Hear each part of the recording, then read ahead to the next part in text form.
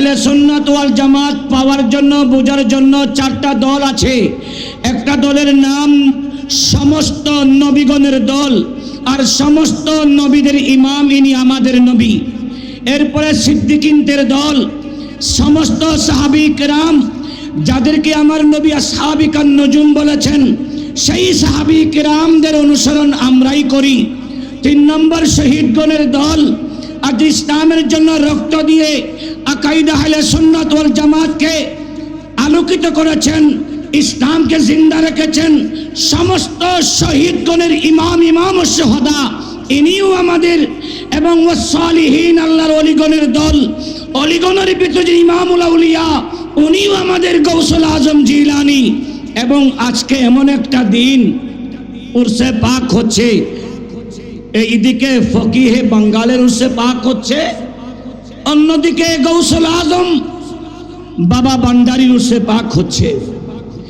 এই উভয় আল্লাহর ওলিগণের আদর্শ যদি আমরা ধারণ করি, ইনাদের আদর্শ যদি আমরা ধারণ করি, আমাদের জীবনটা পরিবর্তন হবে। সুন্নিরা যদি পরিবর্তন না হয়, মায়ের খাওয়া ছাড়া আর পিছনে কোনো রাস্তা নেই। কারণ ওই দুশ্মনানে রসুল উঠে পড়ে লেগেছে শুধু আমাদেরকে আঘাত করার জন্য। আমরা শুধু উরসে পাক আর মাহফিল অনুষ্ঠান নিয়ে থাকলে তো হবে না, একটু মাঠে ময়দানে সুন্নিয়তের পক্ষেও কাজ করতে হবে। এই সুন্নিও আমার আগে দাদাজান বলেছেন, পীরভিত্তিক সুন্নিয়ত নয়, নবী ভিত্তিক তথা আকীদা ভিত্তিক আহলে সুন্নাত ওয়াল জামাতের অনুসরণ, এটাই সুন্নিয়ত।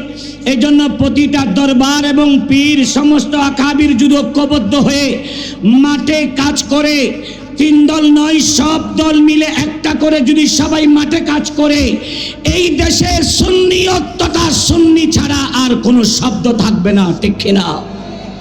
এজন্য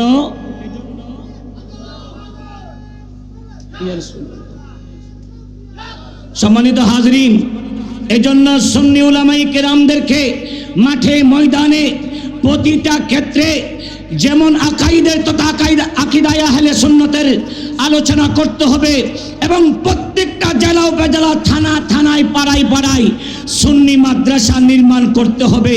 কারণ সুন্নি মাদ্রাসা না থাকলে সুন্নিয়তের পক্ষে ছেলেরা উঠবে না।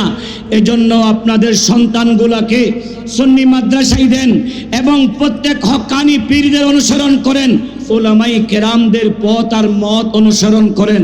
আমাদেরকে সহজ সরল পথ আহলে সুন্নাত ওয়াল জামাতের উপর থাকতে আর কখনো কেউ বাধা দিবে না।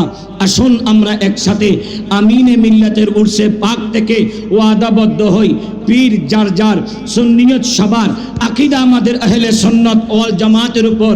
আমরা নবীকে ভালোবাসি আল্লাহকে পাওয়ার জন্য, ওলিউল্লাহকে ভালোবাসি নবীকে পাওয়ার জন্য, সেই পথ সেই মতে থাকবো। রব্বে করিম আমাদের আশাবাসায় খেদমাতকে কবুল করুন।